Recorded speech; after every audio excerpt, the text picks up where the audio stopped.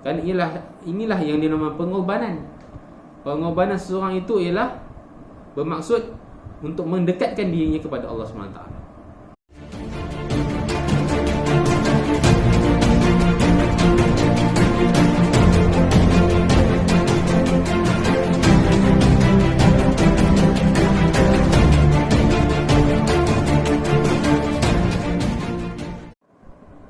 Assalamualaikum warahmatullahi wabarakatuh. Syukur kepada Allah Subhanahu Wa Taala, selawat dan salam ke atas junjungan besar Nabi Muhammad sallallahu alaihi wasallam. Hari ini kita dipertemukan lagi dalam satu majlis yang sangat disukai oleh Allah Subhanahu Wa Taala, iaitu majlis di mana dalam majlis ini Rasulullah sallallahu alaihi wasallam menggambarkan ia seperti taman-taman syurga. Kita hari ini nak pergi syurga balik hari, kan? Dengan apa? Dengan kita datang ke majlis ilmu ini. Walaupun melalui handphone masing-masing, tetapi pahalanya insya-Allah kita akan dapat sama seperti mana kita mendengar majlis ilmu di masjid-masjid ataupun di surau-surau, insya-Allah. Jadi pada hari ini bersempena dengan Hari Raya Aidiladha yang bakal tiba tidak lama lagi, suka untuk saya kongsi kepada sahabat-sahabat semua berkaitan dengan satu peristiwa ataupun amalan yang kita patut lakukan sepanjang hidup kita. Apakah hidup itu? Apakah amalan itu? Ialah berkorban. Berkorban ni ialah satu perintah Allah Subhanahu Wa Taala, seperti mana yang difirmankan di dalam surah Al-Maidah ayat 27. A'udzu billahi minasy-syaithanir rajim. Watslu 'alaihim nab'a bani Adam bil haqq.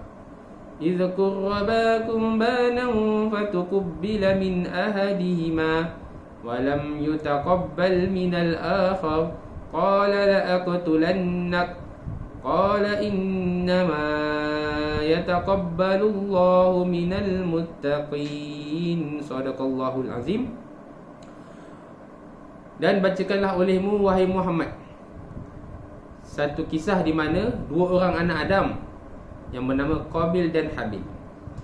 Ketika mana Allah Subhanahu Wa Taala memerintahkan untuk melakukan korban, dan Allah telah menerima satu korban ini, dan Allah telah menolak satu korban lagi. Maka jawab Qabil, iaitu abang kepada si Habil, dengan berkata, aku akan membunuhmu. Maka jawab Habil bahawasanya Allah Subhanahu Wa Taala hanya menerima korban daripada orang yang bertakwa. Jadi korban yang sebenar-benarnya ialah korban yang disertai dengan ketakwaan kepada Allah Subhanahu Wa Taala. Daripada kisah tadi, saya ingin membawa sahabat-sahabat semua supaya kita merenungi apakah korban yang diredai oleh Allah Subhanahu Wa Taala dan diterima, iaitu korban iaitu orang yang bertakwa dan hatinya ikhlas hanya kerana Allah Subhanahu Wa Taala. Ketika mana Qabil mempersembahkan korban, iaitu sayur yang busuk dan tidak berguna, dan ketika itulah juga Habil telah mempersembahkan korbannya, iaitu kambing biri yang gemuk lagi sehat, dan Allah SWT telah menerima korban Habil kerana disertai dengan keikhlasan dan semata-mata hanya kerana Allah. Dan hari ini saya ingin berkongsi 5 martabat korban yang mana kita sendiri ada di antara kita yang amalkan pengorbanan ini sehingga ke hari ini. Dan mungkin kita tidak sedar bahawa kita telah melakukan banyak pengorbanan dalam hidup ini. Dan yang pertama, pengorbanan yang perlu kita buat ialah korban dengan harta benda. Bila mana masuk hari raya korban, kita akan berfikir apakah korban yang kita nak buat hari ini, kan? Ada orang berkorban dengan seekor unta, dan itu adalah korban yang paling baik. Dan ada juga orang yang berkorban dengan seekor lembu, dan itu juga baik. Dan ada orang yang berkorban dengan seekor kambing, dan itu juga baik. Dan ada orang yang tidak mampu, dia berkorban dengan sebahagian unta. Dan ada orang yang tidak mampu, dia berkorban dengan satu bahagian lembu. Jadi itulah ranking-ranking untuk kita mengetahui bagaimanakah tahap pengorbanan kita, tahap korban yang kita nak lakukan pada setiap hari Raya Aidil Adha. Dan inilah kata pengorbanan harta kita. Mana korban harta yang kita lakukan pada tahun ini, seperti mana kita korbankan duit kita dengan kemampuan kita. Ada orang dia mampu, dia ikut grade dia kan. Kalau kita grade DG41 contoh, kita korban dengan harga yang DG41. Kalau kita rasa kita ni grade DG48 contoh, kita korbanlah dengan nilai, dengan gaji kita. Ada orang dia gaji dah besar, pangkat dah besar, tapi korban seperti orang grade N17. Tidak setimpal Jadi kita kena kata berkorban tu dengan kemampuan kita. Okey, dan yang kedua, korban yang juga penting juga dalam hidup kita, iaitu korban masa. Mana Allah Subhanahu Wa Taala sangat suka orang yang mengorbankan masanya di jalan Allah Subhanahu Wa Taala. Dan ada hadis daripada riwayat Ibnu Majah, di mana Rasulullah sallallahu alaihi wasallam bersabda, "Wahai anak Adam, carilah kelapangan untuk beribadah kepadaku.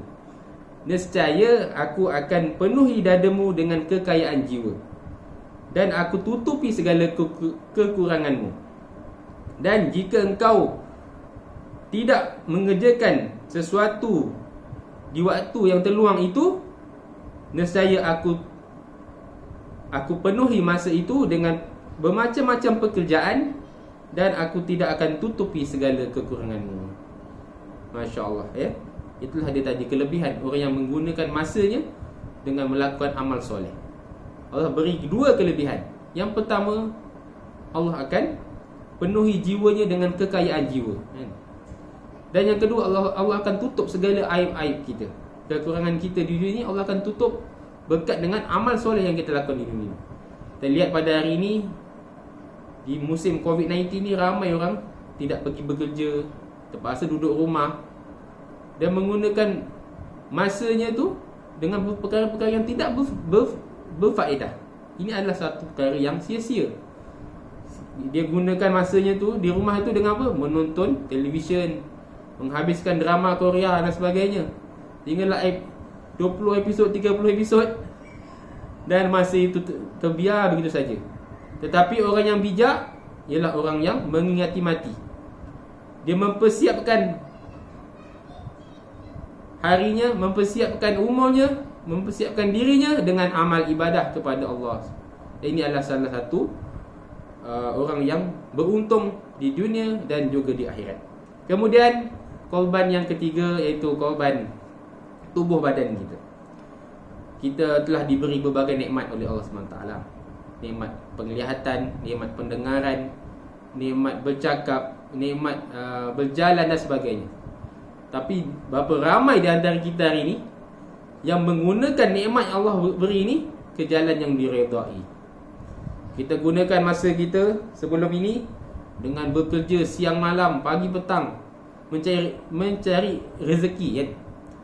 Tetapi kita lupa hendak mendekatkan diri kita kepada Allah SWT. Ramai orang juga bila dah duduk di rumah ni, barulah dia teringat bahawa banyak benda yang dia sudah tinggal kan? Solat, zikir kepada Allah, membaca Al-Quran, selalu dilupakan. Jadi inilah masanya yang sangat baik untuk kita menggunakan masa yang ada ni dengan melakukan amal soleh dan ibadah kepada Allah Subhanahu Wa Taala. Dan yang keempat, pengorbanan yang tidak kurang hebatnya juga ialah pengorbanan perasaan. Korban perasaan ni ialah kita korbankan perasaan seronok kita ni dengan dunia ni, dan kita beralih kepada korbankan akhirat kita kan? Kita korbankan umur kita ni untuk akhirat. Inilah satu pengorbanan yang besar. Dan Allah SWT janji, barang siapa yang memalingkan hatinya daripada dunia ke arah baik, iaitu akhirat tu, Allah Subhanahu Wa Taala akan berikannya ganjaran yang besar di akhirat nanti.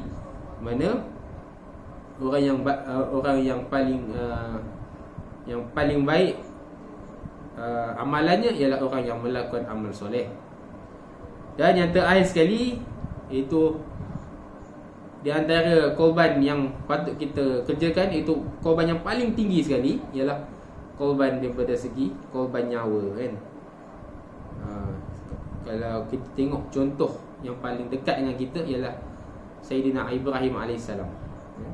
Nabi Ibrahim AS ketika dia berumur 40 tahun, Allah SWT telah uji dengan korban nyawa sendiri, kan. Bagaimana Allah uji Nabi Ibrahim itu? Nabi Ibrahim telah diuji dengan dicampakkan dirinya ke dalam api yang sangat besar. Lalu malaikat bertanya kepada Allah, "Wahai Allah, adakah kau sanggup melihat Nabi kau ni masuk ke dalam api neraka, api yang sedang menjulang-julang itu?" Maka jawab Allah, "Kau akan lihat bagaimanakah reaksi hamba-Ku ini." Lalu malaikat pun turun ke bumi dan melihat sendiri Nabi Ibrahim tidak gentar sedikit pun untuk dicampakkan ke dalam api. Lalu ditanya oleh Nabi Ibrahim, "Wahai malaikat, apakah tujuan kau datang ni? Adakah atas perintah Allah Subhanahu Wa Taala?" "Tidak, aku datang ni untuk menyelamatkan kau daripada api yang panas ini." Lalu jawab Ibrahim AS, "Jikalau engkau datang bukan kerana Allah, kau naiklah. Aku tidak perlukan pertolongan." Jadi sedarlah malaikat bahawa ini ialah sifat seorang manusia yang hatinya teguh beriman kepada Allah SWT, walaupun diuji dengan berbagai ujian yang berat, kan? Jadi akhirnya jadilah api itu sejuk, kan? Seperti mana firman Allah, "Kuni bardaw wa salama." Jadikanlah api itu sejuk dan selamat. Dan Ibrahim telah selamat duduk di dalam api itu selama 40 hari 40 malam. Dan dia telah diberi makan, tinggal selesa dalam api itu. Jadi kemudian perjuangan Nabi Ibrahim itu diteruskan lagi oleh anak dia sendiri, Nabi Ismail. Nabi Ismail telah diuji juga dengan dibunuh oleh bapanya dengan disembelih atas perintah Allah Subhanahu Wa Taala. Namun apa jawapan daripada Nabi Ismail alaihissalam? Nabi Ismail tidak gentar dan dia berkata kepada bapanya, "Wahai bapaku, sempurnakanlah perintah Allah ni." Itulah didikan daripada seorang ibu, iaitu Siti Hajar. Ketika mana diperintahkan untuk disembelih anaknya, Siti Hajar terus berkata, jika ini perintah Allah, maka kerjakan. Dan Allah SWT telah rakamkan keluarga ini dalam Al-Quran. A'udzubillahi minasyaitonirrajim. Innallaha astafa Adama wa Nuha wa ala Ibrahim wa ala Imran 'alal 'alamin. Sesungguhnya Allah telah berikan contoh Nabi Adam, Nabi Nuh dan keluarga Ibrahim serta keluarga Ali Imran sebagai contoh yang terbaik pada zaman itu. Jadi inilah keluarga Ibrahim ni ialah contoh yang terbaik untuk kita bina keluarga yang sakinah, mawaddah, warahmah, kan? Dan jika kita mampu mendidik anak kita seperti Nabi Ismail tu, insya-Allah kita semua akan masuk ke syurga, kan? Berkat dengan keluarga yang kita bina tu dengan iman yang mantap. Apakah kelebihannya orang yang melakukan ibadah korban ni? Pertama, orang yang melakukan ibadah korban ni, Allah SWT akan kira satu bulu yang melekat pada binatang korban yang kita korbankan itu, Allah kira satu hasanah. Dan satu hasanah itu bersama dengan 100 pahala. Dan yang kedua, orang yang melakukan korban, darah yang menitik pada haiwan korban itu sebelum dia jatuh ke tanah, Allah SWT telah terima ibadah korban dia, ya? Dan yang ketiga, binatang korban yang kita lakukan itu juga akan menjadi binatang tunggangan kita di hari akhirat nanti, ya. Dan yang keempat, amalan korban ni ialah amalan yang paling disukai oleh Allah dalam bulan Zulhijjah ni, ya. Jadi berbanyakkanlah korban, berbanyakkanlah pengorbanan kita dengan melakukan ibadat korban. Dan seterusnya, lakukanlah pengorbanan dengan cara kita melakukan ibadah seperti berpuasa, banyakkan berzikir, bertakbir, bertahmid dan sebagainya, supaya kita mendapat rahmat Allah Subhanahu Wa Taala. Jadi sebelum kita berpisah, jadikanlah korban ni sebagai satu cara hidup kita supaya kita selamat di dunia dan juga di akhirat nanti. Sekian apa yang baik datang daripada Allah, yang kurang baik datang daripada kelemahan saya. Aku lu qauli hadza wa astaghfirullah azim wa lakum. Assalamualaikum warahmatullahi wabarakatuh.